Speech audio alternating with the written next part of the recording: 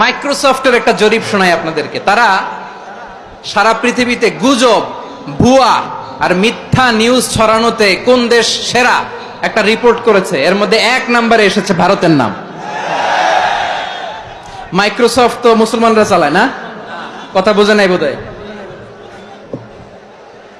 প্রতিবেশী দেশকে বলবো, আপনারা নিজের চরকায় তেল দেন, আপনারাও শান্তিতে থাকেন, আমাদেরকেও শান্তিতে থাকতে দেন।